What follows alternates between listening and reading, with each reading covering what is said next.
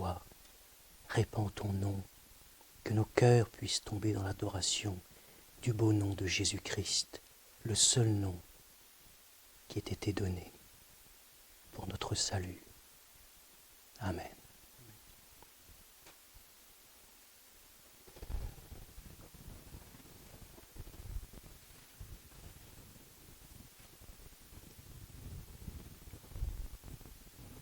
Ça, c'est ce que j'avais préparé pour vous. Ça, c'est ce que le Seigneur m'a demandé de dire. Alors, le tri est vite fait.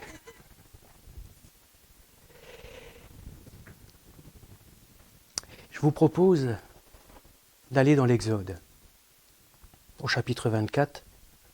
Ça sera notre support où je vais essayer d'exprimer la pensée du Seigneur pour nous et demander vraiment au Seigneur que cette pensée soit vivante, vivifiée par sa parole.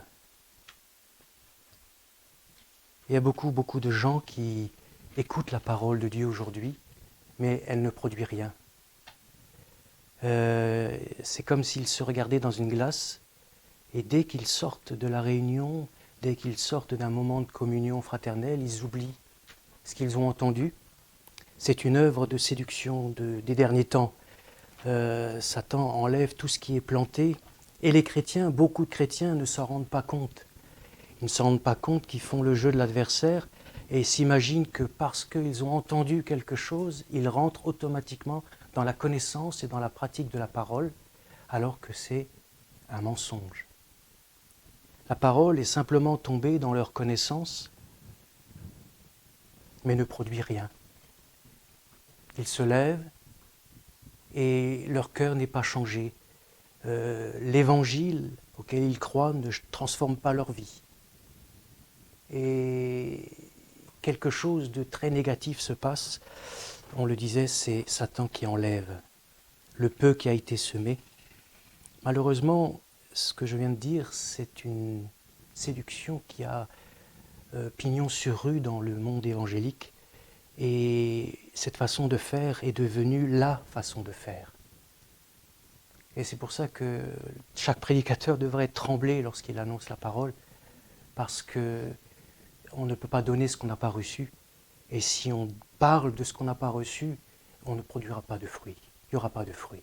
Maintenant, Dieu peut s'en servir. Il est le maître. Mais on passera à côté de quelque chose. Seigneur, vraiment, il faut que tu mettes cet esprit, cette prédication prophétique dans notre bouche. Cette prédication prophétique doit revenir au goût du jour. Elle doit revenir dans la bouche de tous les prédicateurs, de tous les chantres, de tous ceux qui se réclament de Christ.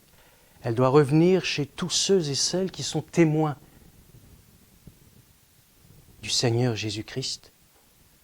Le témoin, la parole prophétique, c'est-à-dire tout simplement la parole qui est inspirée par le Saint-Esprit et qui va non seulement embraser la personne qui veut parler, mais qui va embraser les autres, parce que ça ne sera pas son œuvre, ça sera celle de Dieu. D'abord, le feu aura mis à mal ce prédicateur, il aura brûlé en lui tout ce qui est charnel, et ensuite, il ira brûler à travers lui, chez les autres, tout ce qui prend de la place inutilement, pour qu'il n'y ait plus que cendre, afin de laisser le Seigneur, comme il est entré dans Jérusalem, il est entré avec beaucoup d'humilité et il a été acclamé. Que les cœurs puissent être vraiment dans cet état d'esprit, acclamer la parole comme il faut qu'elle soit acclamée. Mais ça ne peut pas se faire si le feu ne vient pas nous embraser, brûler en nous ce qui est tiédeur, ce qui est charnel, ce qui est humain. C'est pour ça qu'il va nous dire à travers la bouche, à travers ce texte, et d'ailleurs le premier chant parlait de monter sur la montagne, ou de la montagne, lever les yeux, la bénédiction viendra de la montagne. Eh bien, moi j'aimerais dire, l'Éternel dit à Moïse, monte vers moi sur la montagne. Monte vers moi sur la montagne et reste là. Et si j'avais un titre à donner à cette petite exhortation, ça serait la vie chrétienne normale. la vie chrétienne normale. On va essayer, Seigneur, par ta grâce. Exode 24 et verset 12. L'Éternel dit à Moïse, « Monte vers moi sur la montagne et surtout reste là. Ne descends pas parce que tu auras jugé que le temps est venu pour toi de descendre. Reste dans ma présence, reste là, sinon tu vas passer à côté de quelque chose.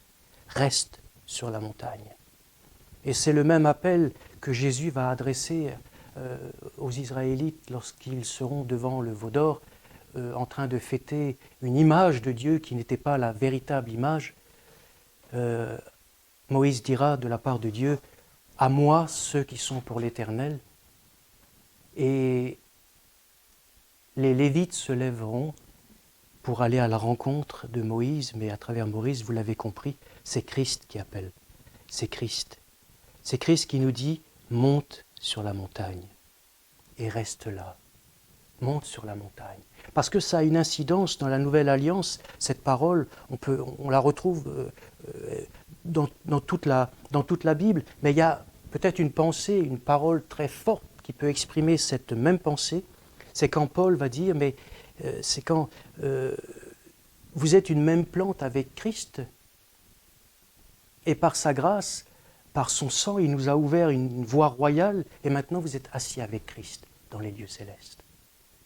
Maintenant vous êtes assis avec Christ dans les lieux célestes. C'est ce qu'il va dire à Moïse, monte vers moi.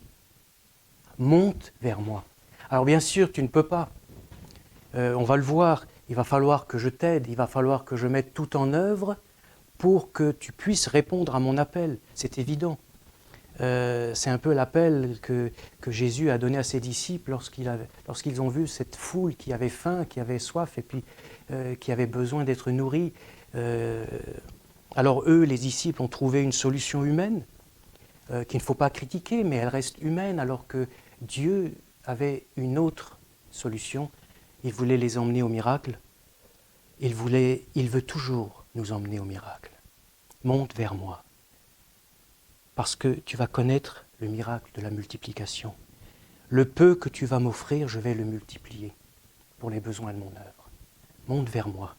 Je vais travailler ta vie, je vais travailler ton être, ton cœur, pour te conduire au miracle de la multiplication. Le peu que tu vas me donner, quelques pains, quelques poissons, ta vie, aussi faible soit-elle, et alors? Je suis le Dieu du miracle. Je fais ce que je veux. Je fais ce que je veux. Ma parole est créatrice.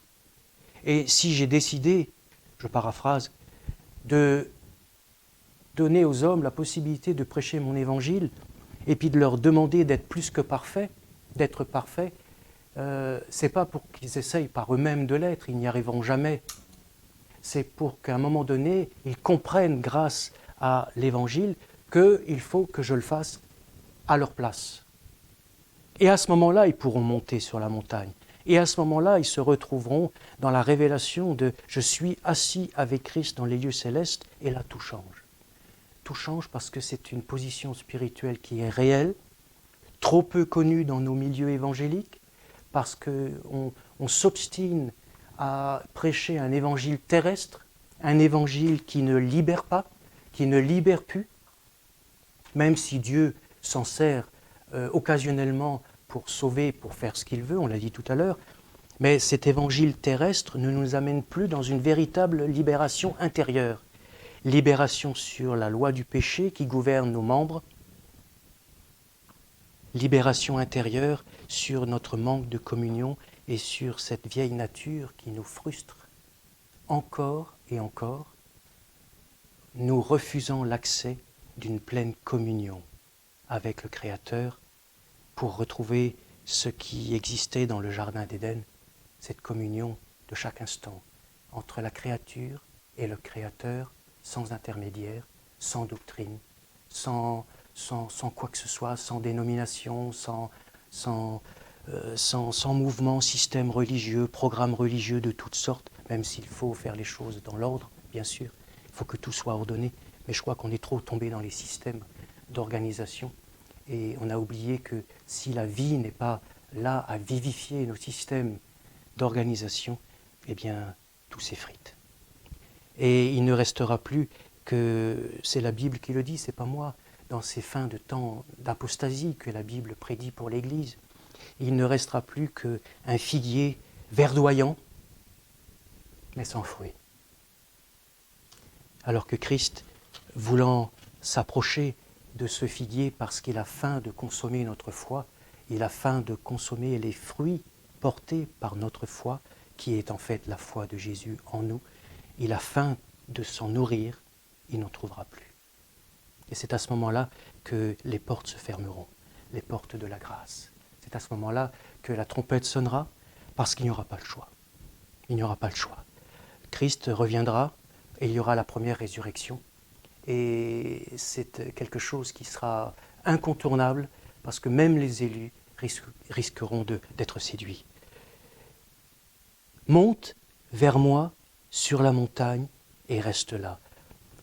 Et j'ai appelé ça la vie chrétienne normale parce que monter sur la montagne, qu'est-ce que ça veut dire? Monter sur la montagne, ça veut dire, eh bien, tu vas commencer un chemin qui n'est pas facile. Monter sur la montagne, c'est un chemin comme le désert où ce qui est inutile pour ta vie chrétienne ou pour ta vie humaine, ta vie sociale, va tomber. En fait, c'est Dieu qui nous aide à ce moment-là et on ne le comprend pas au début. Et il nous aide à faire en sorte que tout ce qui est inutile dans nos vies, même dans les choses spirituelles, eh bien tombe. Tombe parce que c'est trop lourd à porter. Et c'est une aide du Seigneur, comme le désert, à un moment donné, à force de marcher dans le désert, les choses tombent et on délaisse, et on délaisse surtout volontairement. Parce que Dieu ne va jamais s'imposer pour que nous fassions les bons choix. Mais il va nous y aider, et la meilleure façon d'aider un homme dont la nature est têtue, comme moi, c'est de permettre la souffrance. C'est de permettre, comme son fils a appris l'obéissance par la souffrance, eh bien nous avons besoin d'apprendre l'obéissance par la souffrance. C'est comme ça, nous sommes faits comme ça, mais il faut l'accepter. Il ne faut pas fuir les épreuves, il ne faut pas fuir les difficultés, parce que quand on est chrétien, c'est une marque d'amour de Dieu. C'est grâce à cette souffrance de tout ce qui peut nous arriver, qui nous frustre, qui nous agresse, qui nous emprisonne dans un système, ou etc., etc. Ça peut être au sein de nos familles, dans notre vie professionnelle, dans notre vie d'église. Combien il y a de souffrances dans les églises aujourd'hui. C'est pour ça que les inconvertis n'y viennent plus d'ailleurs, ou pas beaucoup. Mais parce que quand ils se regardent dans l'église, bien souvent, ils voient la même chose que dans le monde. Alors qu'ils devraient voir Jésus-Christ, libérateur. Libérateur. Et vainqueur sur les épreuves, vainqueur sur la souffrance. Parce qu'il faut qu'on apprenne que lorsqu'on est enfant de Dieu, il n'y a pas un seul instant où Dieu n'est pas notre Dieu. Et on voit dans la Bible, à travers surtout les prophètes, que Dieu suscite le bien et le mal, même si la signification du mot mal n'est pas ce que nous comprenons. Pour lui, le mot mal, ce n'est pas notre explication du mot mal. Mal, c'est quelque chose qui va nous heurter, quelque chose qui va nous blesser, quelque chose qui va nous bloquer, nous emprisonner, quelque chose qui va, comme Paul, on l'a chanté tout à l'heure, c'est en me rendant faible qu'il va pouvoir exprimer sa force. Mais pour ça, il va permettre que ce soit un démon qui affaiblisse Paul. Donc Dieu va se servir de choses négatives pour nous affaiblir. C'est ça, monter sur la montagne. Entre autres. Mais c'est surtout ça. Et c'est quelque chose qui arrive périodiquement. Ça fait que quand une épreuve ou une agression arrive, on peut lui parler, on peut lui dire, mais Seigneur, parce que ça vient de Dieu. C'est quelque chose qui n'est absolument pas étranger à l'œuvre de Dieu. Monte sur la montagne. parce que tu vas souffrir, tu vas suer. Là encore, donc tu vas délaisser des choses extérieures que tu portes mais dont tu n'as pas besoin. Vous avez des enfants de Dieu dont je fais partie, qui s'empoisonnent la vie avec le monde, avec les soucis du monde et surtout avec les biens matériels. On n'a pas besoin de tout ce que le monde nous propose. C'est pas vrai. Tout ce que le monde nous propose ne sert qu'à une seule chose, étouffer notre foi. C'est tout. C'est tout. Et si on veut ressembler au monde, on ne ressemblera pas à Christ. Mais surtout, ça va alourdir notre marche. Et c'est ça que Satan désire. Il ne désire pas forcément qu'un chrétien renie son maître. Mais quand il peut l'affaiblir au point de ralentir sa marche, et surtout au point de refuser une des seules choses qui peut le faire grandir dans la connaissance de Jésus-Christ, c'est-à-dire l'épreuve, la souffrance, eh bien il est content. Parce qu'il n'y a que ce chemin-là qui conduit au trône de Dieu, assis avec Christ dans les lieux célestes, et qui nous permet d'y rester. Lorsqu'on monte auprès de Dieu, on est dans le jardin d'Éden. On est là où Dieu habite. Alors, je m'attarde un petit peu sur ce phénomène parce que c'est quelque chose qui est vraiment mis de côté dans nos milieux chrétiens et c'est la base de tout, c'est la base de toute progression, de toute connaissance de la gloire et de la grâce. Ça passe par les moments difficiles que nous passons et que Dieu produit dans nos vies afin de nous affaiblir, afin de nous délester de tout ce qui est inutile pour pouvoir gravir sa montagne. Et j'insisterai toute ma vie là-dessus. Vous voulez être une source de bénédiction. Nous voulons servir Dieu. Nous voulons entrer dans la proximité de Dieu. Nous voulons vraiment être en bénédiction aux autres. Vivre la bénédiction d'Abraham, la recevoir parce que nous sommes les héritiers en Christ. Ça ne passera que et uniquement si nous voulons la bénédiction d'Abraham. Il nous faut accepter la circoncision d'Abraham. Ça veut dire quoi? Ça veut dire le dépouillement de la chair. Et tant que nous ne sommes pas dépouillés de la chair, il n'y aura pas la bénédiction de la continuité de cette bénédiction, parce que Dieu ne veut absolument pas bénir quelque chose qui vient de la force de l'homme. Il ne partagera jamais sa gloire avec quelque chose dont la source est l'intelligence humaine ou la force humaine. Et moi, je bénis le Seigneur pour ça, parce que quand j'irai au ciel, je ne veux absolument rien trouver qui ne soit de l'homme. Rien. Tout ce qui est de l'homme n'est que corruption. Et malheureusement, cette corruption est rentrée dans l'Église, dans les choses spirituelles. Et aujourd'hui, il est grave, mais en même temps, il m'est permis de dire que dans beaucoup de prédications qui sont annoncées, il y a la corruption de l'homme. Il y a la main de l'homme. Souvenez-vous de ce qu'il va dire à Moïse, pas très loin de ces chapitres-là d'ailleurs, quand tu me dresseras un autel de pierre, surtout pas de ciseaux, ne taille pas la pierre, parce que tu la profanerais. Ça veut dire rien qui soit de la main de l'homme. Rien qui soit de la main de l'homme. Et aujourd'hui, cet état d'esprit, en fait, qui était à l'origine dans le jardin d'Éden, et je vous expliquerai ce que c'est, eh bien, il est entré, les filtres de l'Église ont explosé, et cet état d'esprit est entré dans l'Église. La main de l'homme est trop souvent dans les autels que l'on dresse pour Dieu. Et là, il faut prendre garde, parce que là, il y a profanation. Et je vais dire quelque chose, peut-être, c'est dans mes habitudes qui va peut-être vous choquer, mais la profanation n'est absolument pas couverte par la grâce. Les conséquences, parce que Dieu est un Dieu de grâce, et il nous fera toujours grâce à condition que nous nous repentons. Et que nous acceptions de changer de vie. Parce que si c'est pour reproduire le même autel tout à l'heure ou le lendemain, il y aura rupture. Dieu partira. Je n'ai pas dit qu'il nous abandonnera. Il ne peut pas nous abandonner, nous sommes ses enfants. Mais la gloire de Dieu disparaîtra. Et c'est ce qui s'est passé après le départ des apôtres. La gloire de Dieu a quitté l'Église lorsqu'on a fait entrer dans l'Église toutes sortes de doctrines et de réalités profanes qui venaient des Grecs et qui n'avaient absolument rien à faire dans l'Église, et des choses d'ailleurs qui sont encore et qui demeurent encore dans nos églises. Alors, monter sur la montagne, c'est le texte que je t'ai demandé, tu peux le lire si tu veux bien. On va trouver une expression biblique de Paul qui exprime bien, et je vais vous laisser avec ça.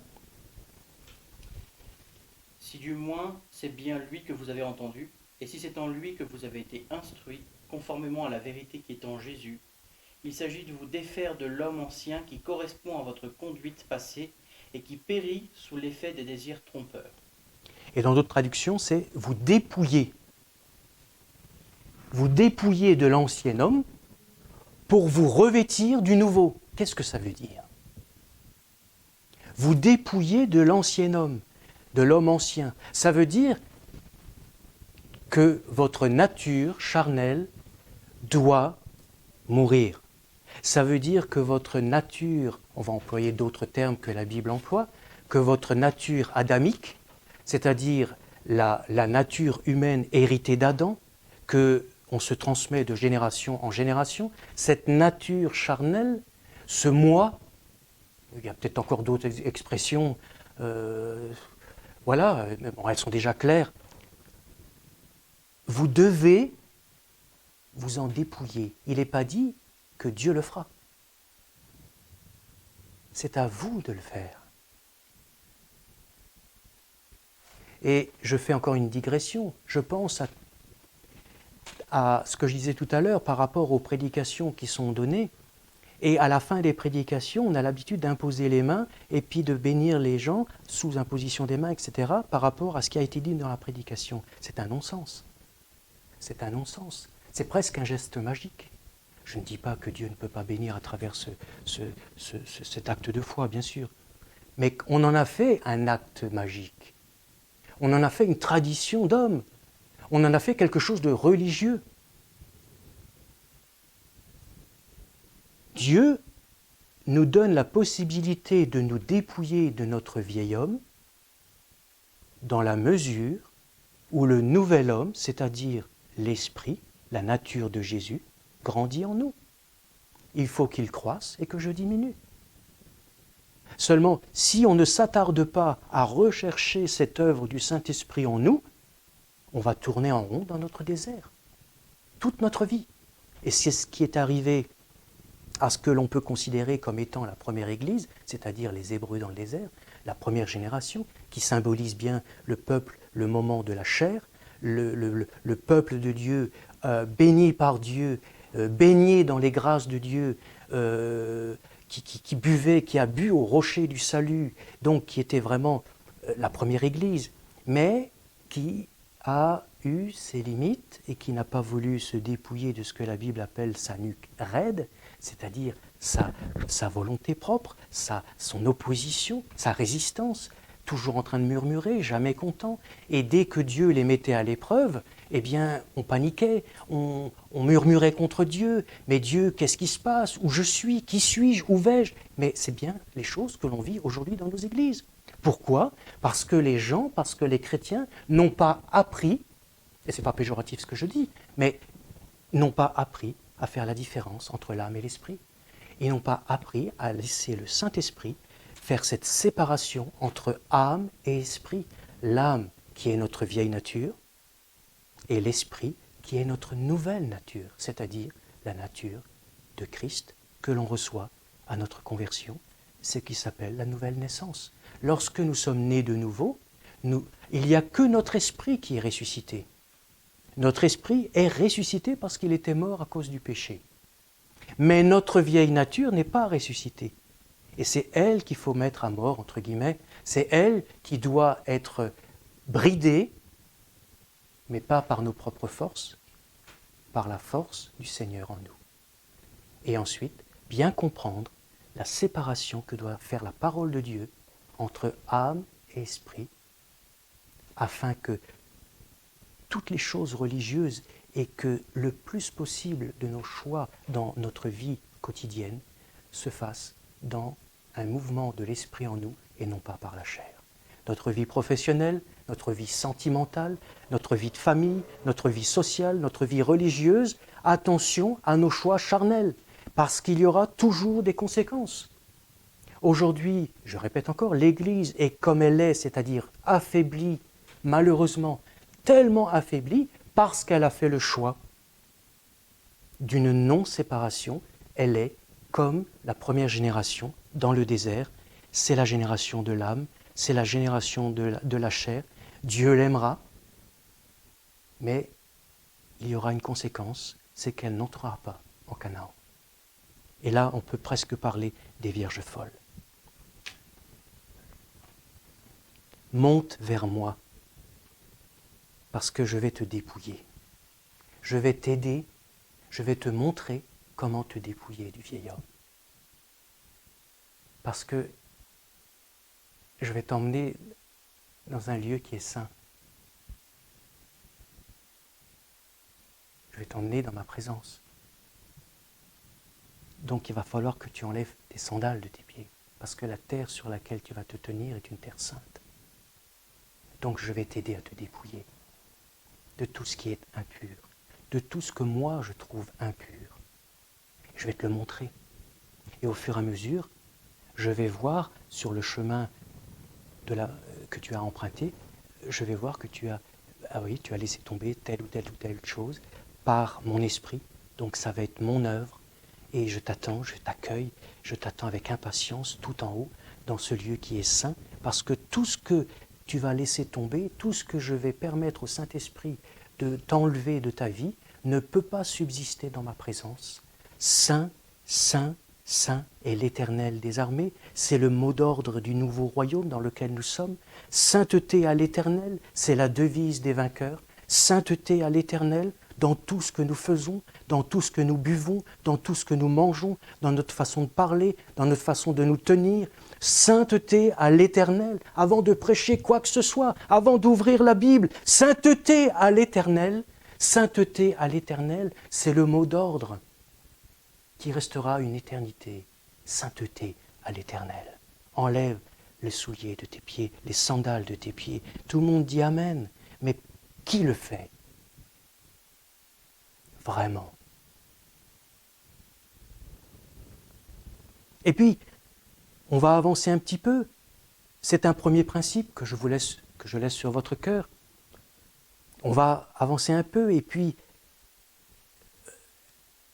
Dieu va dire à Moïse, je te donnerai les tables de pierre, on y reviendra, la loi, les ordonnances que j'ai écrites pour leur instruction. Là, ça commence déjà. Je te donnerai. Il va falloir que tu comprennes, Moïse, et Moïse l'a très bien compris, que dans ma présence, si tu as décidé de te rapprocher de moi, il va falloir que tu comprennes, enfant de Dieu, que à partir du moment où tu es né de nouveau, tu es entré dans un royaume qui n'est plus le même royaume, avec des lois bien précises, avec des protocoles spirituels bien précis. Normalement, le chef de l'Église, c'est Christ. Aujourd'hui, le chef de l'Église, c'est l'homme. Et il demande à Christ de le bénir en tant que chef. Mais non. Aujourd'hui, dans beaucoup d'églises, c'est l'homme qui a usurpé la place du roi. Il est dans une position qui était Israël aussi à un moment donné. On veut un roi. Mais c'est l'Éternel qui était destiné à régner sur vous. On veut un roi. Et même le peuple va dire avec Moïse, écoute, tu te placeras entre Dieu et nous. Parce que, voilà, alors on va créer des rois, on va créer des hommes, on va créer des ministères, on va créer des choses humaines pour mettre entre Dieu et nous, comme Ève et Adam qui avaient mis des arbres entre Dieu et eux. Pourquoi ? Parce que le péché était présent. Parce que le péché était présent. Et je vous avais dit qu'on y reviendrait tout à l'heure, c'est que le péché, voyez-vous, c'est très subtil. Le péché, Ève et Adam n'ont pas péché excusez-moi, mais je vais prendre en volant, ou en fumant, ou en se droguant, ou en mentant, voilà, tout ce qu'on peut voir dans le monde, je n'ai pas envie d'en parler. Adam et Ève ont péché. Le péché, c'était de choisir eux-mêmes ce qui était le mieux pour leur vie. Voilà, si je devais résumer. Choisir eux-mêmes, donc ça veut dire on laisse Dieu de côté, choisir eux-mêmes ce qui était le mieux pour leur vie. C'est exactement la devise du livre des juges, ces temps d'apostasie, et le livre des juges étant aussi l'image de l'apostasie de l'Église qui est venue après Josué et la conquête de Canaan, et l'Église qui est venue après la conquête du Saint-Esprit, la conquête à travers la Pentecôte qui a eu lieu. Et donc cette devise, c'était, et là elle est en train de m'échapper, voilà, merci, chacun faisait ce qui lui semble bon. C'est le même péché, il est là le péché, il est là la désobéissance, elle est là la subtilité. Aujourd'hui que l'on trouve dans la vie de beaucoup de chrétiens, je veux choisir par moi-même ce qui est bon pour moi. Mais là, c'est une devise des temps d'apostasie. Ça veut dire que ce sont des temps influencés par l'esprit de l'Antichrist. On ne choisit pas le meilleur pour sa vie, parce que le meilleur pour sa vie, c'est Jésus-Christ. On choisit de obéir, et en sachant que la volonté de Dieu est parfaite, elle est extraordinaire pour nos vies, on s'adapte, on se soumet et on cherche ce qui est le meilleur pour nous après de la bouche du Seigneur. Et surtout, on cherche sa face pour qu'il puisse révéler à nos vies ce qui est le meilleur pour nous. Parce que ce que nous allons considérer comme étant le meilleur, Dieu l'appelle le péché. Et ça, on le retrouve pas seulement chez les inconvertis, pas seulement chez des enfants de Dieu qui sont à fond dans le monde. Je le vois dans mon cœur, à moi. C'est présent. Si je laisse ma vieille nature me dominer, revenir et imposer ce qu'elle veut, c'est exactement ce qui va se passer. Je veux choisir par moi-même ce qui me semble, quel est le meilleur pour moi dans la prière. Je choisis. Je ne demande pas au Saint-Esprit, je choisis. Là, on est dans le péché. Je choisis avec qui je vais me marier. Je choisis avec qui pour ma vie professionnelle. Je veux que mes enfants fassent de grandes études. Et puis, bien souvent, ces grandes études, ça finit en pleurs et en drames. Parce que, pas à chaque fois, bien sûr, mais bien souvent, ça a été le témoignage que j'ai vu souvent à maintes reprises. On ne choisit pas en fonction de la volonté de Dieu, mais en fonction de ce que nous considérons comme étant le meilleur pour nous et pour nos enfants. Alors que le meilleur, c'est Jésus-Christ. Et si on ne sait pas ce que Jésus-Christ veut, c'est parce qu'on ne le cherche pas. Et c'est parce que, sous-jacent, le péché est en train de dominer. Et il nous pousse à faire des choix contraires à la volonté de Dieu, contraires à la bénédiction, contraires à toute croissance spirituelle. Alors, on l'a lu, je te donnerai les tables de pierre, ça on y reviendra tout à l'heure, les lois, les ordonnances que j'ai écrites pour leur instruction. Moïse se leva, etc. Et on parlait de la sainteté de Dieu, on parlait mais il va y avoir aussi ces temps d'épreuve que Moïse va vivre. Il va expérimenter 40 jours, 40 nuits. On sait que 40, c'est le chiffre, le nombre de l'épreuve. Et voyez-vous, c'est encore un élément important. Ces temps d'épreuve que Dieu permet lorsque nous acceptons de gravir la montagne, de renoncer à nous-mêmes, de renoncer à nous-mêmes et de porter notre croix chaque jour. C'est ce que Jésus va dire. Sinon, vous ne pouvez pas me suivre. Sinon, vous ne pouvez pas me suivre. Il n'a pas dit si vous n'avez pas de ministère, si vous n'avez pas de don spirituel, si vous n'avez pas de vision, de songe. Non, non, non, non. Il a dit si vous ne portez pas votre croix et si vous ne renoncez pas à vous-même, justement à ces choix personnels, vous ne pouvez pas me suivre.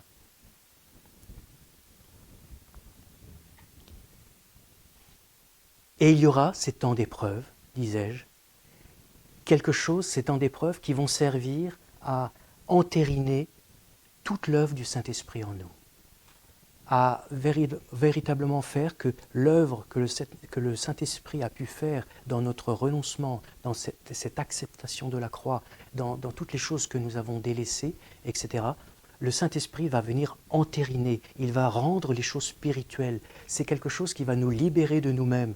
C'est quelque chose qui va faire que nous allons nous retirer et dans la mesure où nous nous retirons, Christ prend de la place. Voilà, il faut qu'il croisse et que je diminue. Et ces temps d'épreuve seront adaptés à nos vies. Donc il n'y a pas d'épreuve. Quand je dis des épreuves, des fois, oui, ça fait peur parce que on va dire, oh là là, qu'est-ce qui va me tomber dessus? Non, c'est adapté. Une épreuve, ça peut être la voisine qui dit un mot de travers, c'est tout. Et là, à ce moment-là, oui, comment je réagis? Ça peut être le patron. Moi, je me souviens de mon patron. Il avait raconté des mensonges sur moi. Pas mal de trucs qui étaient fausses. Et j'ai dû en subir les conséquences. Mais j'ai bien compris qu'il fallait que je porte ma croix, qu'il fallait surtout pas que je me justifie, qu'il fallait surtout pas que j'essaye d'avoir raison et que j'essaye de... Par moi-même, j'entends. Hein. Si on m'avait posé la question, bien sûr, j'aurais répondu. Mais non, il fallait pas que j'entame une guerre croyant que parce que je suis juste, Dieu allait me justifier. Ça, c'est faux, puisque le Seigneur m'a mis dans cette position-là, justement, pour que je l'accepte, pour que je renonce à moi-même et que je sois absolument enrichi de la présence du Seigneur. Je répète, plus on recule et plus il avance dans nos vies. Plus il recule, plus il avance. Et Moïse va monter sur la montagne, il va y rester, il va être éprouvé, il va vivre des choses extraordinaires. Et là, c'est tous les, on va pas lire, mais c'est tous les versets, je crois 2-3 chapitres où le Seigneur va lui donner la loi et tout ça. Il y a quelque chose d'important, je vous cite quelques paroles, et c'est très parlant. C'est Dieu qui parle, alors je lis comme ça au hasard, mais il y en a 10, il y en a 20. Ils feront, tu passeras, tu mettras dans l'arche, qu'est-ce qu'il y a encore? Vous voyez, tu feras, alors ça revient souvent, tu feras une table de bois d'acacia, etc. Tu feras. Le Seigneur voulait lui donner les plans du tabernacle. Et là encore, il va falloir que je m'arrête sur ce que nous considérons comme bâtir l'Église. Il va lui donner... Moïse va être prêt à un moment donné, avec cette œuvre de dépouillement et puis les épreuves qui sont venues vraiment le conforter et puis j'allais dire brûler un peu tout ce qu'il fallait encore brûler dans sa vie, il va être prêt à recevoir. Parce qu'à ce moment-là, il ne va plus dire non, ça c'est le meilleur pour le peuple, ça c'est le meilleur pour moi, non c'est fini, ça c'est mort. Donc là il est prêt. Il est prêt à recevoir, eh bien, pas quelque chose, comment dirais-je, Dieu ne va pas lui dire, écoute, je te demande d'aller bâtir un tabernacle. Vas-y, redescends maintenant. Non!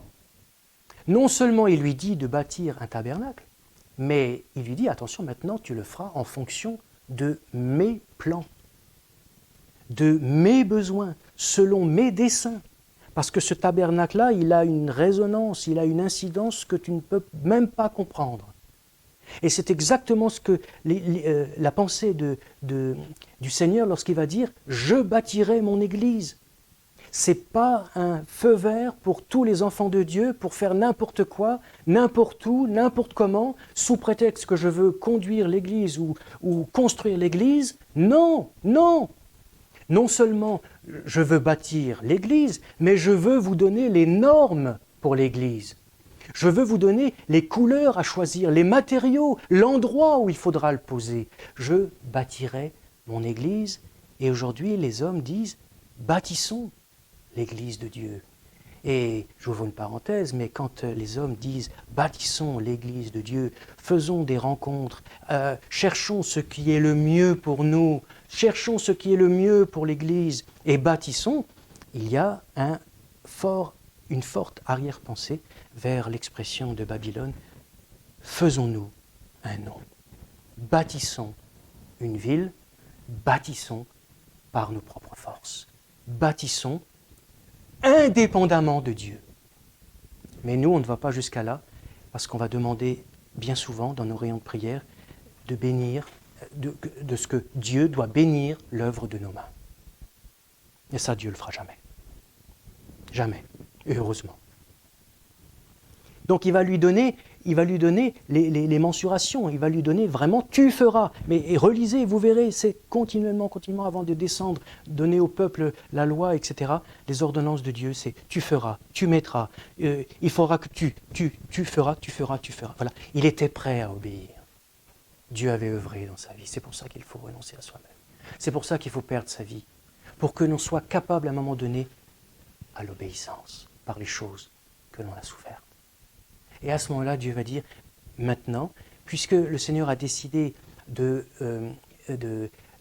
répandre sa parole, c'est-à-dire quelque chose de parfait à travers des hommes imparfaits, il sait très bien qu'il y aura des anécroches, il le sait, mais pourvu nous ayons appris l'obéissance et surtout qu'on ait appris que ce n'est pas l'homme qui doit bâtir l'Église en se servant de versets bibliques pris au hasard en disant « ben voyez, il y a marqué ça, donc allons-y tous ensemble et on prie pour que Dieu bénisse notre décision ». Et en fait, bien souvent, on se heurte à des murs parce que Dieu n'a pas parlé, tout simplement.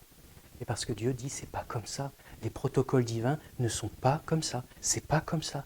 D'abord, tu montes sur la montagne, il faut que tu passes par l'épreuve, j'ai besoin de te dépouiller de qui tu es, et ensuite, quand tu es prêt, je vais te donner des ordres. Ah là là, qu'est-ce que je dis pas là? Il va falloir que je te discipline.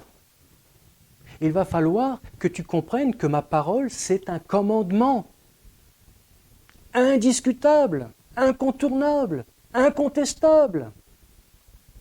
Que ça nous plaise, ou que ça me plaise, ou que ça ne me plaise pas, tout ce qui est écrit, je dois l'accepter. Et si j'ai du mal à l'accepter, le Seigneur peut le comprendre. Seulement, je ne vais pas l'enlever de la Bible. Non, je vais lui demander sa grâce pour obéir. C'est pour ça qu'on voit plein de choses nouvelles, soi-disant, dans nos églises, parce qu'on croit qu'on peut faire le tri et qu'on peut bâtir comme on veut. C'est une séduction.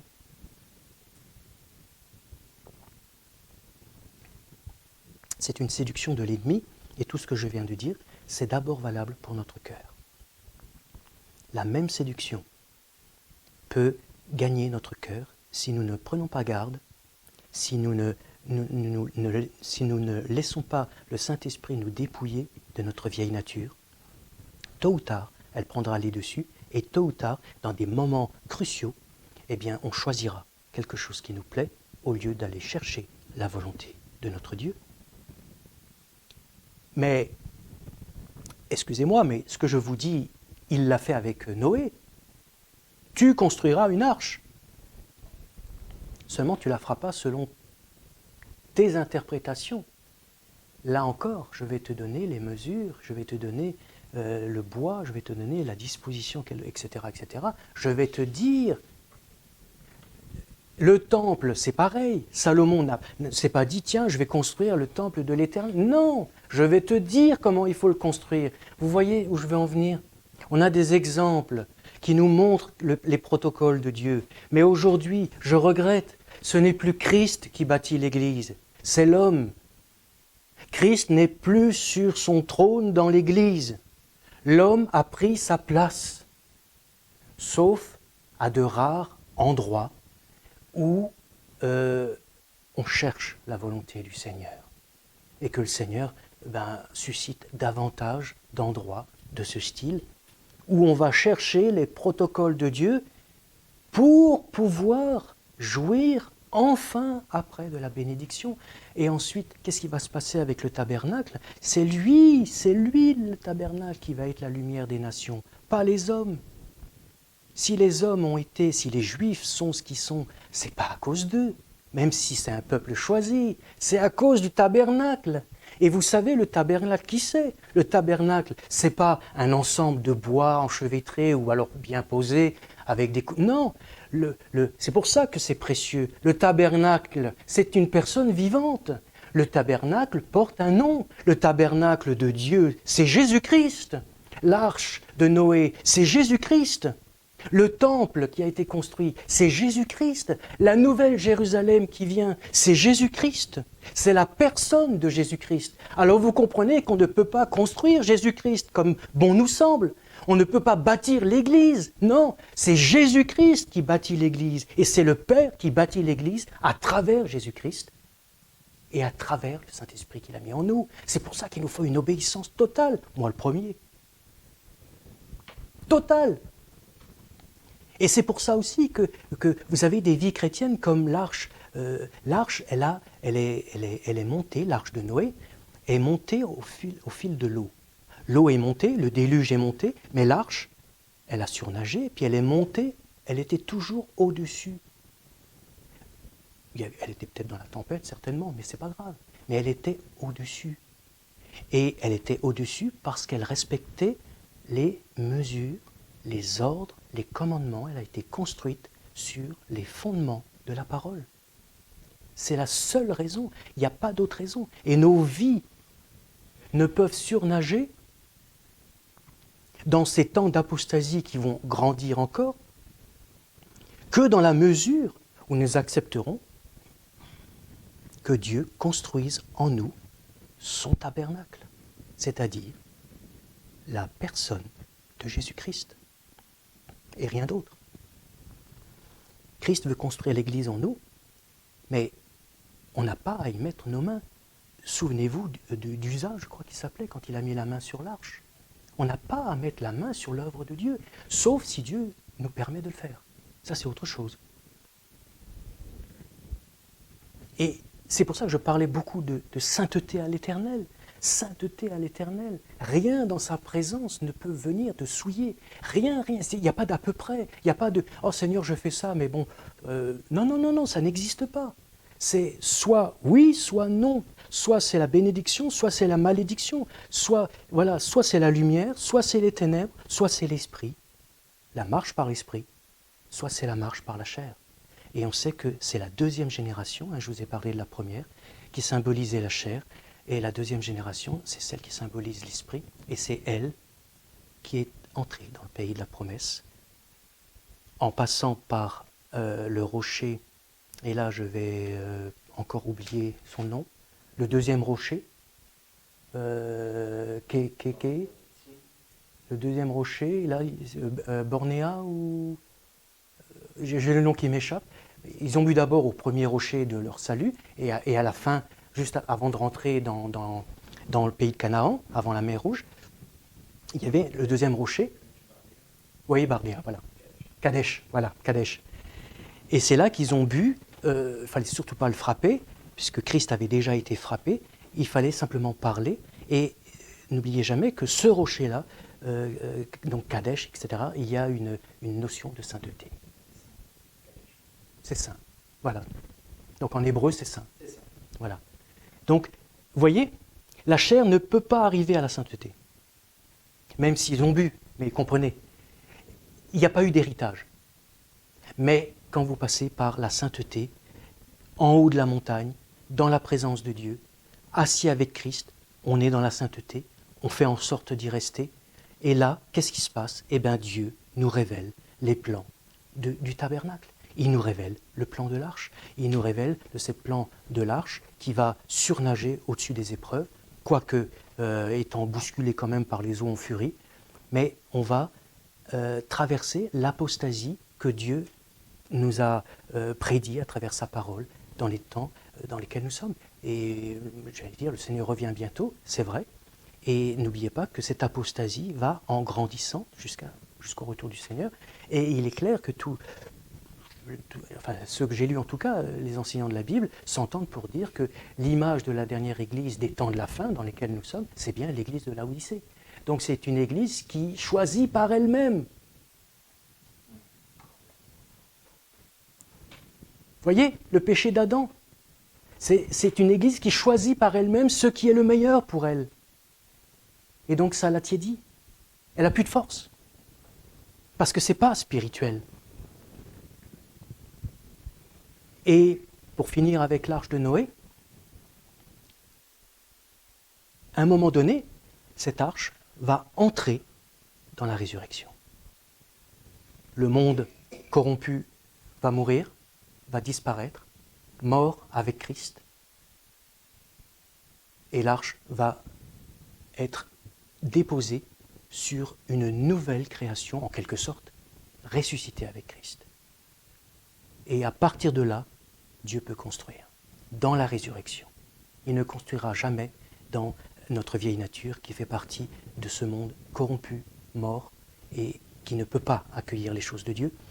Et en fait, en vous parlant de l'arche de Noé, je vous parle simplement des vierges sages,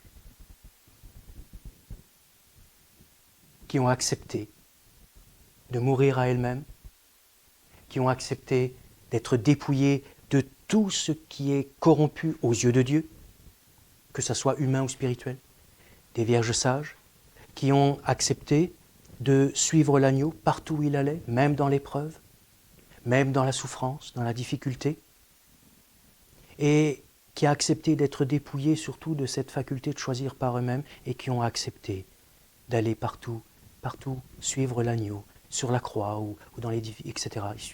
Ils suivent l'agneau et ils grandissent, ils mûrissent dans la connaissance, dans la grâce de Dieu. Et d'enfants spirituels, eh bien, ils grandissent et ils en sortent grandis, ils deviennent matures dans les choses spirituelles et Dieu peut enfin leur donner de la nourriture solide pour qu'ils grandissent davantage encore et qu'ils deviennent ces vainqueurs que Dieu s'est préparé de toute génération et qui vont, eux, hériter du pays de la promesse par sa grâce, par son œuvre. Ce sont les vierges sages. Ils vont grandir dans la connaissance, et dans une connaissance particulière de Dieu. Il va se révéler. Alors, on a fait un petit peu le tour, je ne veux pas être trop long, il y aura encore beaucoup de choses, vous l'avez compris, à dire, mais en fait, c'est la vie chrétienne normale.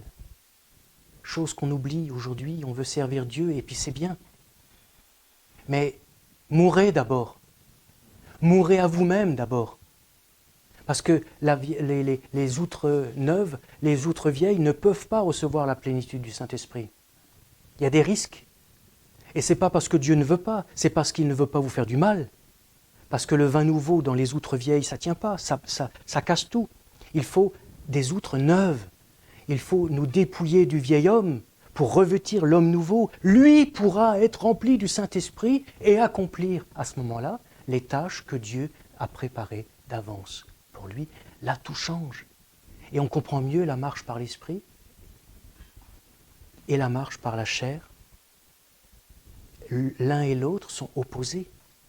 Donc il faut bien faire attention. Si je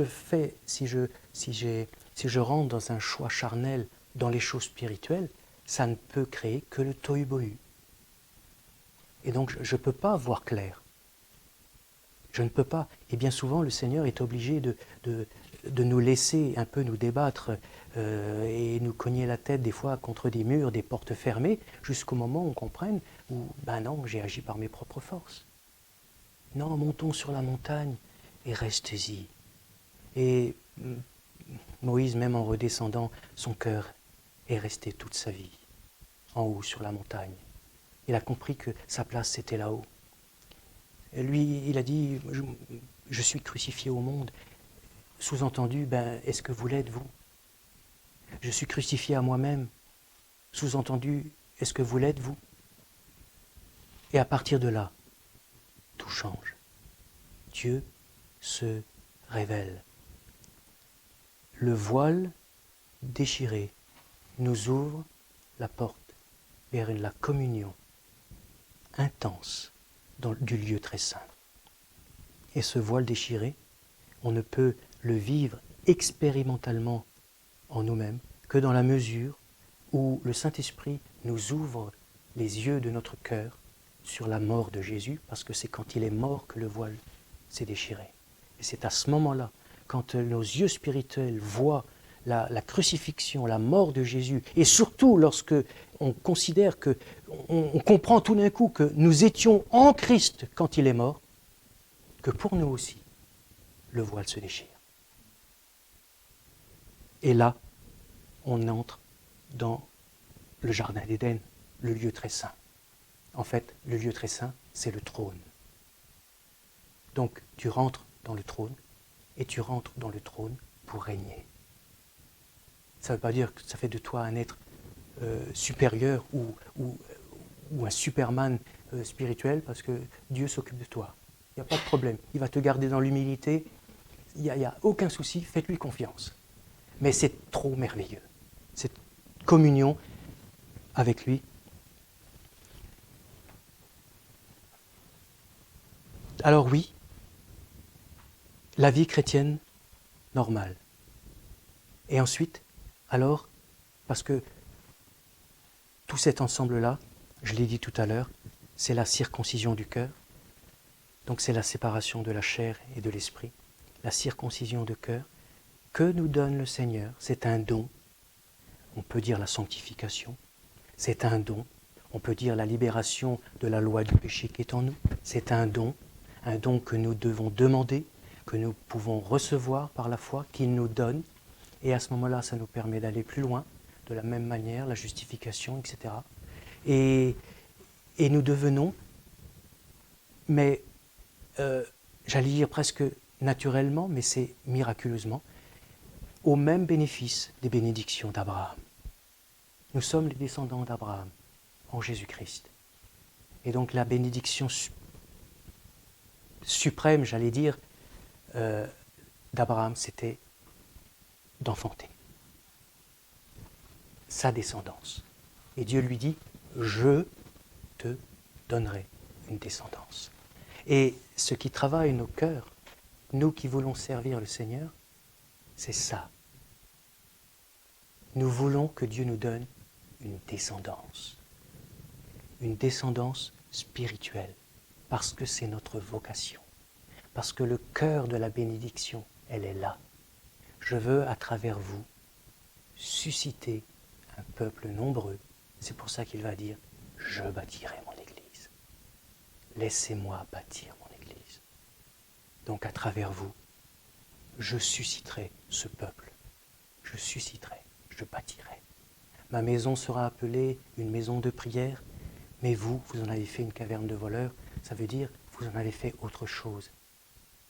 Ma maison sera appelée une maison de prière. Ça veut dire que votre vie, vous devez la passer à chercher, à monter sur la montagne, à rester dans l'épreuve s'il le faut, dans la gloire de Dieu, dans l'humilité, et à attendre que Dieu se révèle, et qu'il révèle dans votre vie les mesures du tabernacle qui est Jésus-Christ. Et là, votre cœur sera satisfait, parce que vous deviendrez un avec le Créateur. D'accord ? Amen.